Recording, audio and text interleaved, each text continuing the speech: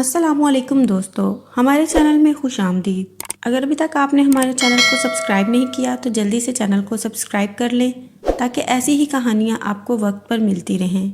हम लोग गांव में अपनी पुरसुकून ज़िंदगी गुजार रहे थे कि एक दिन मेरा शोहर शहर से घर आया। मैंने देखा मेरा शोहर बहुत बेचैन लग रहा था। वो मुझसे कोई बात करना चाहता था। मैंने अपने शोहर से लाख बार पूछा कि क्या बात है, क्या आपको कुछ परेशान कर रहा है। कहने लगे कि नहीं, परेशानी वाली तो कोई बात नहीं, बस मेरे दिल में एक सवाल है। सवाल ऐसा कि अगर तुम उसका जवाब हाँ में दोगी तो तुम्हारी ज़िंदगी पुरसुकून हो जाएगी, ना में दोगी तो जैसी है वैसी ही रहेगी। मैं सोच में पड़ गई कि ऐसा क्या सवाल है। मेरे शोहर ने मुझसे पूछा, क्या तुम मेरे साथ चलकर शहर में रहोगी। मेरे लिए इससे अच्छी बात क्या हो सकती थी। हर औरत का यही ख्वाब होता है कि वो हर पल अपने शोहर के साथ रहे, शोहर की मोहब्बत के साए तले में रहे। मैंने अपने शोहर से कहा कि मैं तो कब से शहर आपके साथ में रहना चाहती हूँ, लेकिन आप थे कि आपने मुझे ज़िंदगी भर इस नेमत से महरूम रखा। अब अगर कोई बात ऐसी बन रही है तो बनने दीजिए, मैं और मरियम आपके साथ ही रह लेंगे। मेरे शोहर इस बात पर खुश हो गए। फिर कहने लगे कि मरियम को लेकर जाना बहुत ज़रूरी है, वहाँ पर बच्चों को वैक्सीन्स भी लगती हैं। वक्त पर वैक्सीन लग जाए तो ज़िंदगी भर इंसान महफूज रहता है। अगर वैक्सीन ना लगे तो लड़की या लड़के दोनों की ज़िंदगी तबाह हो सकती है। मेरे शोहर भी लैब टेक्नीशियन थे, उन्हें इस बात का अच्छे से इल्म था। मैंने अपने शोहर की किसी बात को आज तक नहीं टाला था। उन्होंने जब ये बात की तो मैं भी खुश हो गई कि चलो मैं इनके साथ शहर तक जाऊंगी तो ज़िंदगी बदल जाएगी। मुकर्रर दिन पर हम लोग अपना सामान बांधकर शहर की तरफ रवाना हो गए। मेरे शोहर ने 2 कमरों का छोटा सा घर ले रखा था। हम लोगों ने वहीं पर अपना सामान लगा लिया। मेरी बेटी भी शहर में आकर बहुत खुश थी। उसकी उम्र कम ही थी, लेकिन बेटी को हर चीज़ के बारे में ज़रूर पता होता था। जब भी वो कोई अच्छा माहौल देखती थी तो खुश होती थी। गांव के गंदे माहौल में मेरी बेटी कभी खुश नहीं हुई थी, क्योंकि मैं उसे गंदे बच्चों के साथ खेलने भी नहीं देती थी, तो उसे और ज़्यादा महरूमी का एहसास होता था। पहले दिन हम लोगों ने सामान वगैरह सेट किया तो मेरे शोहर ने मुझे कहा कि मैं किसी काम से बाहर जा रहा हूँ, तुम मरियम की हिफाजत करना, ऐसा ना हो कि कुछ गलत हो जाए और तुम यहाँ पर बैठी रहो। मेरे शोहर अजीबोगरीब किस्म की बातें करते थे। मुझे इन बातों से खौफ आता था। हादसे से पहले हादसे का जिक्र करना बहुत बुरा समझा जाता है, और मैं भी ऐसे ही मानती हूँ कि हादसे के बारे में ज़्यादा बातचीत नहीं करनी चाहिए, ना ऐसी डरावनी खौफनाक बातें करनी चाहिए। खैर, रात के 8 बजे थे जब आसिफ घर वापस आए। मैंने देखा आसिफ के पास खाने पीने की चीज़ें भी थी और एक ऐसी पोटली थी जो उन्होंने खुफिया तौर पर जाकर अंदर कमरे में रख दी। मुझे इस पोटली से कोई गर्ज तो नहीं थी, लेकिन आसिफ ने कभी मुझसे कोई बात छुपाई नहीं थी। आज ये पोटली घर में छुपा क्यों रहे थे। मैंने देखा इसमें छोटी छोटी बोतलें थीं। इतना तो मैं भी समझ गई थी, लेकिन मुझे इसके अंदर की चीज़ का पता नहीं था कि वो क्या चीज़ है। खैर, मैंने आसिफ को कुछ भी दिखाने के लिए ज़िद या इसरार नहीं किया। फिर मैं वापस अपने कमरे में आ गई। मरियम सो गई थी। मेरे शोहर ने मुझसे एक अजीब बात की। कहने लगे कि मुझे मरियम की सेहत ठीक नहीं लगती, हमें इसका इलाज करवाना होगा। मैं हक्का बक्का होकर उन्हें देखने लगी। क्या हो गया है आसिफ, हमारी बेटी गांव से ठीक ठाक आई है, उसे किसी किस्म की कोई बीमारी नहीं। आप खामखा बातें बनाकर खुद को भी और मुझे भी हलकान मत करें। मेरी बात सुनकर आसिफ ने बुरा सा मुंह बना लिया। चलो मैं कल अस्पताल जाऊंगा, देखूंगा कि मरियम को किसी दवा की ज़रूरत तो नहीं। आप पागल तो नहीं हो गए आसिफ, हमारी बेटी ठीक ठाक है, इसकी सेहत में कोई कमी नहीं। आप वैसे ही उसके लिए दवाइयाँ ढूंढ रहे हैं। ये तो वही बात हुई कि आप उसे जानबूझकर बीमार करना चाहते हैं। मैं पागल नहीं हूँ, ये मेरी बेटी भी है और मरियम को तुमने पैदा किया, लेकिन ये मेरी वजह से इस दुनिया में आई है, ये बात मत भूलो। आसिफ का रवैया ऐसे तब्दील हो गया जैसे वो मेरे शोहर नहीं बल्कि मेरे दरीना दुश्मन हो। मैं चुप हो गई थी। बाज़ औक़ात वो ऐसा ही करते थे, लेकिन सुबह हुई तो मैंने देखा आसिफ मरियम से कह रहे थे कि बेटी, अच्छे कपड़े पहनो और जल्दी से तैयार हो जाओ, मैं तुम्हें अस्पताल लेकर जाऊंगा। अस्पताल लेकर जाएंगे, मगर क्यों? मैं दरमियान में आ गई तो आसिफ ने मुझे चुप रहने का इशारा किया। तुम मत बोलो, ये हम बाप बेटी का मामला है। मैं उसे अस्पताल लेकर जाऊंगा, क्या पता मेरी बेटी को कोई बीमारी हो। मेरी प्यारी बेटी, मेरे शोहर ने मरियम को सीने से लगाते हुए कहा। लेकिन मरियम को तो कोई बीमारी नहीं है। अगर उसे बीमारी हो सकती है तो फिर मुझे भी होगी। आप मुझे भी लेकर चलेंगे। कैसी माँ हो तुम? आसिफ ने हवा में हाथ लहराते हुए कहा। माँ और बेटी का क्या मुकाबला। मरियम छोटी है, बच्चों की सेहत नाजुक होती है। मैं अस्पताल में काम करता हूँ, मुझे ज़्यादा पता है। या तुम ज़्यादा जानती हो। घर में रहकर बच्चे पालने का ये मतलब नहीं कि तुम्हें बच्चों की सेहत के बारे में हर एक बात पता होगी। मेरे शोहर ने यह कहकर मुझे चुप करवा दिया। वो मरियम को हर सूरत अस्पताल लेकर जाना चाहते थे कि मरियम को कोई बीमारी ना हो। बिलाखिर मुझे चुप होना पड़ा था। वो मरियम का बाप था, मैं उसे रोक भी नहीं सकती थी। उसे लेकर वो घर से चले गए। पीछे मैं दुआएं करने लगी कि अल्लाह सब बेहतर करे, मेरी बच्ची को कोई बीमारी ना हो, क्योंकि मेरे शोहर को शक था कि मरियम को कोई बीमारी होगी। 2 बजे तक मैं इंतज़ार करती रही। आज जुम्मा था, मेरे शोहर ने 12 बजे आना था, लेकिन शाम के 4 बज गए। मेरे शोहर अभी तक घर नहीं आए थे। मुझे अब परेशानी होने लगी। मैंने उन्हें फ़ोन करने का सोचा, लेकिन उसी वक्त घर के दरवाजे पर दस्तक होने लगी। मैंने दरवाज़ा खोला तो आसिफ सामने खड़े थे, लेकिन मरियम उनके साथ नहीं थी। ये देखकर मेरे तो 14 तबक रोशन हो गए। मैंने गुस्से में चिल्लाते हुए पूछा, आसिफ, आप मेरी बेटी को कहाँ छोड़ आए हैं? कहाँ गई है मेरी बच्ची? मेरे तो हाथ पांव फूलने लगे थे। तब आसिफ घर से अंदर आते हुए बोले, तुम पागल तो नहीं हो गई? मैं अपनी बेटी को कहाँ छोड़कर आ सकता हूँ? इसका अस्पताल में चेकअप है, इसीलिए इसको अस्पताल में छोड़ आया हूँ, ताकि मैं भी तो देखूँ मेरी बच्ची ठीक ठाक है भी या नहीं। अब मुझे अपना शोहर पागल और नफसियाती मरीज़ लगने लगा था। मुझे तो उनके अस्पताल का नाम भी नहीं पता था कि मैं उनकी इजाज़त के बगैर वहाँ चली जाती और जाकर उन लोगों से कहती कि मेरी बच्ची को छोड़ दो, उसे कोई बीमारी नहीं है। लेकिन क्या करती, अब शोहर की बात को भी जुटलाया नहीं जा सकता था। मैं घर बैठकर ही अपनी बेटी का इंतज़ार करने लगी। मैं बार बार अपने शोहर से कहती तो भी उनको बुरा लगता था, इसीलिए तो मैंने खामोशी इख्तियार कर ली थी। लेकिन अब वक्त बहुत आगे निकल चुका था। रात के 8 बज चुके थे। मैंने अपने शोहर से कहा, खुदा के लिए मासूम बच्ची को इस तरह अस्पताल में मत छोड़े, उसे कोई बीमारी भी नहीं, अब उसे चल कर ले आते हैं। तब मेरे शोहर को वाकई में फ़िक्र होने लगी। वो उठे और बोले, चलो चलते हैं, लेकिन तुम इधर ही रुको। फिर कुछ सोचकर बोले, तुम भी अकेली हो, मेरे साथ ही चलो। मैं और आसिफ दोनों अस्पताल पहुंच गए। मेरे शोहर जिस अस्पताल में काम करते थे, मैंने उसका भी पता नोट कर लिया था। मैंने सोच लिया था कि अब मैं किसी सूरत भी अपने शोहर को अकेले कहीं जाने नहीं दूंगी। उनका पीछा करूंगी और देखूंगी कि वो बार बार अस्पताल के चक्कर तो लगाते ही हैं, साथ में मरियम को यहाँ क्यों लाते हैं? कोई वजह तो होगी। मैं उन पर शक करने लगी थी। हम लोग अस्पताल पहुँचे तो मेरे शोहर ने मुझे मेरे पीछे ही रुकने का इशारा किया। कहने लगे कि मैं जाकर वार्ड से उसे लेकर आता हूँ। थोड़ी देर के बाद जब वो आए तो मरियम उनके साथ ही थी, हशाश बशाश और पहले से भी ज़्यादा खुश। मरियम बेटा, क्या हुआ है? तुम बीमार तो नहीं थी? मैंने उसे सीने से चिपकाते हुए कहा तो वो मेरे गले में बाहें डालकर बोली, अम्मा, मैं बिल्कुल ठीक हूँ, मुझे तो कुछ भी नहीं हुआ, मैं तो अभी सोकर उठी हूँ। मरियम की बात सुनकर मेरे जहन को धचका सा लगा था। सोकर उठी? बेटा, तुम कब से सो रही हो? मैंने पूछा तो उसने बताया कि जब से अब्बा उसे यहाँ छोड़कर गए थे तभी से वो सो रही थी। मैंने अपने शोहर को मशकूक नज़र से देखा तो उसने नज़रें झुका ली थी। बेटा, तुम्हें कोई तकलीफ़ या मसला तो नहीं है ना? मैंने पूछा तो बेटी ने नफ़ी में सर हिला दिया। मैं और मेरा शोहर मरियम को लेकर घर आ गए।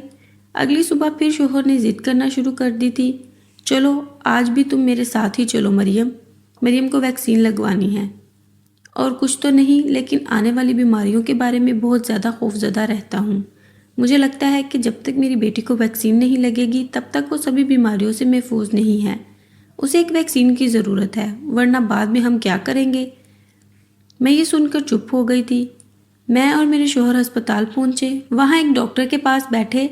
डॉक्टर ने कहा कि इस बच्ची को वैक्सीन की ज़रूरत तो नहीं है, लेकिन अगर आप फिर भी हिफाजतन लगवाना चाहते हैं तो जाकर पोलियो की वैक्सीन लगवा दीजिए। इस उम्र के बच्चों को पोलियो की वैक्सीन ही लगती है। मेरे शोहर ने मुझे आंखों से इशारा किया, बोले कि चलो पोलियो वैक्सीन वाले कमरे में चलते हैं। हम दोनों उठकर पोलियो वैक्सीन वाले कमरे में आ गए। फिर देखा तो मेरा शोहर इधर उधर नज़रें घुमा रहा था, जैसे उसे किसी खास शख्स की तलाश हो। फिर एक डॉक्टर नज़र आया, उसके पास जाकर खड़े हो गए। डॉक्टर मजीद, मुझे मेरी बच्ची को इंजेक्शन लगवाना है, वैक्सीन का इंजेक्शन, आप प्लीज़ लगा दीजिए। ये कहकर उन्होंने मरियम को आगे कर दिया। डॉक्टर मजीद बोला कि मैं इस टाइम बच्चों को इंजेक्शन नहीं लगाता, मुझे ज़रूरी काम है, आप घर चली जाइए। ये कहकर उस डॉक्टर ने हमें जाने का इशारा किया। मेरे शोहर ने मुझे और मरियम दोनों को ही हाथ से पकड़कर बाहर लाया और ये रिसेप्शन में जाकर कोई बात कर दी। मैं नहीं जानती थी कि वो क्या बात थी। उसके बाद मेरा शोहर खुशी खुशी हम दोनों के साथ आकर खड़ा हो गया। फिर हम लोगों ने एक गाड़ी की और हम घर आ गए। घर आकर मेरा शोहर अपने कमरे में बंद हो गया। मैं उससे बात करना चाहती थी लेकिन वो मुझसे बात नहीं कर रहा था। थोड़ी देर के बाद मरियम को नींद आ गई। मरियम बेचारी सुबह की भूखी थी, कहीं वो सो गई तो उसे पता नहीं चला कि वो दिन भर सोई रही है। मेरा शोहर अपने कमरे में चला गया। उसने कमरे का दरवाज़ा भी बंद कर रखा था। मैं बाहर मरियम के साथ थी। मैंने शोहर के बंद किए दरवाजे को बजाया भी नहीं कि कहीं मरियम जाग ना जाए, लेकिन हैरत इस बात की हो रही थी कि मियाँ और बीवी में तो कोई राज नहीं होता, फिर वो दरवाज़ा बंद करके क्या कर रहा था। मैंने दरवाज़ा बजाया तो नहीं, लेकिन आसिफ को हल्की हल्की आवाज़ें देने लगी।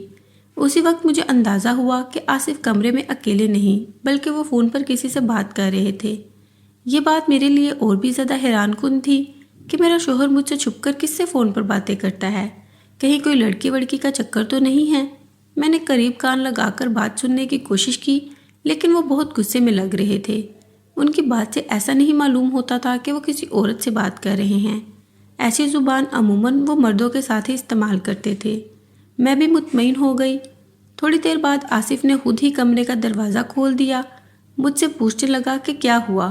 मैंने कहा मरियम सो गई है, अब आप और मैं भी सोने चलते हैं, बहुत देर हो गई।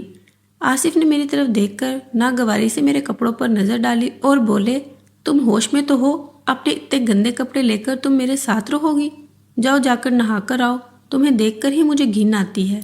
अस्पताल में दवाइयों की बदबू सूंघता रहता हूँ और घर आकर तुम्हारा बदबूदार गंदा वजूद। अपने आप को साफ सुथरा रखा करो। शोहर की तरफ से भी ये बेइज्जती मेरे लिए बहुत तौहीन अमेज थी। मैं खुद पर ही शक करने लगी। मैं फ़ौरन वापस अपने कमरे में आई और सबसे अच्छे कपड़े ढूंढकर गुस्ल खाने में नहाने चली गई। मौसम तो सर्दी का था, लेकिन मैंने इस बात की भी परवाह नहीं की। शोहर की बेइज्जती औरत को बहुत ज़्यादा तकलीफ देती है। मैं ठंडे पानी से नहाकर वापस कमरे में आई तो मेरा शोहर सो चुका था। मुझे बहुत दुख होने लगा कि मैं तो खुद को हर वक्त बहुत साफ सुथरा रखती हूँ, फिर भी मेरा शोहर ये गिले शिकवे करता है। हालांकि वो मुझसे ठीक से बात भी नहीं करता, लेकिन उसे मेरे गंदे वजूद की खूब खबर थी। खैर मैं सोने के लिए लेट गई। थोड़ी देर के बाद महसूस हुआ कि मुझे हल्का हल्का बुखार है, लेकिन अब क्या कर सकती थी। बुखार को मैं रोक तो नहीं सकती थी। मैं अपने कमरे में बैठी इसी तरह सो गई थी। मुझे सख्त नींद आ रही थी। जब सुबह आंख खुली तो काफ़ी वक्त गुजर चुका था। बुखार में नींद भी बहुत आती है। मेरी आंख खुली तो ये देखकर मैं हैरान ही रह गई कि घर का दरवाज़ा खुला हुआ था, जबकि मरियम और उसका बाप घर पर नहीं थे। मैंने तो अपना सर पीट लिया, या अल्लाह, ये मरियम और उसका बाप कहाँ चले गए। मैंने दिल में सोचा। फिर मैं उठकर बैठी, कमरे का दरवाज़ा बंद कर दिया, क्योंकि ये दरवाज़ा बैठक का ही था और बैठक का दरवाज़ा गली में खुलता था। शोहर की गैर जिम्मेदारी पर मुझे हैरत और शक दोनों होने लगा कि आखिर ऐसी भी क्या जल्दी थी कि वो सोती बीवी को छोड़कर यूं दरवाज़ा खुला ही छोड़कर चले गए। उसे कम से कम इतना एहसास तो करना चाहिए था कि उसकी बीवी घर में सो रही है, वो घर का दरवाज़ा बंद कर जाए। मैं बहुत गुस्से में बैठी हुई थी, लेकिन क्या कर सकती थी। अपने शोहर पर गुस्सा भी नहीं कर सकती थी। मैं भी अपने घर से निकली और उसी अस्पताल की तरफ जाने के लिए तैयार हो ही रही थी कि घर के दरवाजे पर दस्तक हुई। मैंने दरवाज़ा खोला, लेकिन दरवाज़ा खोलने से पहले फ़ोन की घंटी बजी। मैंने फ़ोन उठाया तो मेरे शोहर की आवाज़ आ रही थी। शोहर ने मुझसे बात करते ही पहले ये सवाल पूछा कि दरवाजे पर कोई आया तो नहीं। मैंने कहा कि जी हाँ, एक आदमी आया है, सफ़ेद रंग का कोट पहने हुए है। उसने अपना नाम नहीं बताया। मेरे शोहर ने कहा कि वो डॉक्टर होगा, हमारी बेटी को वैक्सीन लगाने आया है। तुम ऐसा करना कि उससे अंगूठे का निशान ले लेना, कहना कि अंगूठे का निशान लगा दे, वैक्सीनेशन हो चुकी है। मैं अपने शोहर की हर बात मानती थी। मैंने तो ऐसे ही किया। दरवाज़ा खोला, सामने वही नौजवान डॉक्टर खड़ा था जिसे हमने कल अस्पताल में देखा था। कहने लगा कि आपकी बेटी मरियम कहाँ है। मैंने मरियम को वैक्सीन लगानी थी। मैंने कहा मरियम को वैक्सीन तो लग चुकी है, लेकिन आप हाजिरी के तौर पर यहाँ अपना अंगूठा लगा जाएं اور دستخط بھی کر دیں تاکہ ہسپتال کے ریکارڈ میں یہ چیز اپڈیٹ ہو جائے اور ہمیں سمجھ آ جائے کہ ہماری بیٹی کو ویکسین لگ چکی ہے۔ میرے کہنے پر ڈاکٹر نے اپنا انگوٹھا اور دستخط وغیرہ کر کے کاغذ میرے حوالے کر دیا، جس کا مطلب یہ تھا کہ ہماری بیٹی کو ویکسین لگ چکی ہے۔ میں تو ایک معمولی بات سمجھ کر اس چیز کو نظر انداز کر چکی تھی، لیکن اگلے دن جو ہوا اس نے تو میرے 14 طبق روشن کر دیے۔ میرے شوہر نے مجھ سے کہا کہ اب میں جو کرنے جا رہا ہوں اس میں تمہیں میرا ساتھ دینا ہوگا، ورنہ زندگی بھر پچھتاؤ گی۔ میں اس چیز کو کچھ زیادہ سمجھی نہیں تھی، پر 2 ہفتے کے بعد سارا بھانڈا پھوٹ گیا تھا۔ میرا شوہر کہنے لگا کہ بیٹی کو تکلیف ہے، اور واقعی میں میری بیٹی کو بھی دن بدن پیٹ میں درد ہوتا جا رہا تھا۔ درد ایسا تھا جو بڑھتا ہی جاتا۔ بیٹی کے پیٹ میں بھی تکلیف تھی، پیٹ ہلکا سا پھولا ہوا لگ رہا تھا۔ بیٹی کو لے کر میں بہت پریشان تھی۔ تبھی میرے شوہر نے کہا کہ ہم ہسپتال چلتے ہیں، میں اپنی بیٹی کو چیک کرواؤں گا۔ مجھے تو پہلے ہی شک تھا کہ بیٹی بیمار ہے، کچھ نہ کچھ بات تو ہوگی۔ میں اپنے شوہر کی وجہ سے خود پریشان ہو گئی کہ وہ مریم کے بارے میں ٹھیک ہی کہہ رہے تھے۔ واقعی میں میری بیٹی اس قدر بیمار تھی اور مجھے اندازہ ہی نہیں ہوا۔ ہم لوگ بیٹی کو لے کر ہسپتال چلے گئے۔ میرے شوہر نے مجھے باہر ہی چھوڑا اور کہنے لگے میں اپنی بیٹی کو لیب میں جا کر خود چیک کرواتا ہوں، ٹیسٹ تو میں ہی کرتا ہوں۔ ڈاکٹر سے چیک اپ کروانے کے بعد میں چیک کرنے کے لیے اپنی لیب میں جا کر ٹیسٹ کروں گا اور پھر دیکھوں گا کہ اسے کیا بیماری ہے۔ میری تو حیرت کی انتہا اس وقت ہوئی جب میرا شوہر روتا پیٹتا لیب سے باہر آیا۔ اس نے سارے سٹاف کو اکٹھا کیا اور پیٹ پیٹ کر کہنے لگا، لوگوں، میرے ساتھ بہت بڑا دھوکہ ہو گیا۔ یہ کیا ہو گیا ہے؟ میں نے تو سوچا بھی نہیں تھا۔ میری بیوی اور بچے کے ساتھ کتنا بڑا ظلم ہو جائے گا، میں نے سوچا نہیں تھا۔ اس کی واویلا سن کر پورا ہسپتال جمع ہو گیا۔ اسپتال والوں کے سامنے میرے شوہر نے اعلان کیا کہ ہماری چھوٹی بیٹی کے پیٹ میں کسی کا بچہ ہے، اور یہ کہ وہ امید سے ہے۔ یہ بات سنتے ہی سب لوگ اپنے کانوں کو ہاتھ لگانے لگے۔ ایسا کیسے ہو سکتا ہے آصف؟ تمہیں کوئی غلط فہمی ہوئی ہے۔ ارے غلط فہمی کیسے ہوئی؟ میں نے خود اپنے ہاتھوں سے رپورٹ کی ہے۔ میری بیٹی کے پیٹ میں بچہ پل رہا ہے، اور یہ کسی اور کا کام نہیں۔ مجھے سب پتا ہے کہ یہ کس نے کیا ہے۔ سب لوگ سوالیہ نظر سے میرے شوہر کو دیکھنے لگے تو اس نے وہ کاغذ اور پرچہ آگے کر دیا جس پر اسی ڈاکٹر کے سائن اور اس کا انگوٹھا موجود تھا۔ انگوٹھے کا نشان دیکھ کر وہ کہنے لگا کہ یہ آدمی 2 ہفتے پہلے میرے گھر میں میری بیٹی کو ویکسین لگانے آیا تھا۔ اسی دن میری بیوی نے مجھے بتایا کہ میری بیٹی گھر پر اکیلی تھی۔ جب میری بیوی گھر آئی تو بیٹی کی حالت بگڑی ہوئی تھی، اس سے تو چلا بھی نہیں جا رہا تھا۔ یہ سارا کام ڈاکٹر محب کا ہے، اس نے ہی یہ گھٹیا اور نیچ حرکت کی ہے۔ میری بیٹی کے اکیلے پن کا فائدہ اٹھایا اور ویکسین کا بہانہ بنا کر اسے زیادتی کا نشانہ بنا دیا، اور آج مجھے یہ دن دیکھنا پڑ رہا ہے۔ ارے لوگوں، میں اتنا بڑا عزت دار شخص ہو کر اتنا بھاری جھوٹ کیوں بولوں گا؟ مجھ پر یقین کرو، اس ڈاکٹر کو دھکے مار کر اس کو ہسپتال سے نکال دو۔ میرے شوہر کی واویلا سن کر سب لوگ ڈاکٹر محب کے آفس کی طرف گئے۔ ڈاکٹر محب اپنے دفتر میں بیٹھا کام کر رہا تھا۔ اسے جب یہ پتہ چلا تو وہ بھی ہکا بکا رہ گیا۔ سب سے پہلے اس سے پوچھا گیا کہ کیا تم ویکسین لگانے ان لوگوں کے گھر گئے تھے؟ اس نے انکار تو نہیں کیا، اور واقعی میں وہ آیا بھی تھا۔ کہنے لگا یہ تو میری ڈیوٹی تھی۔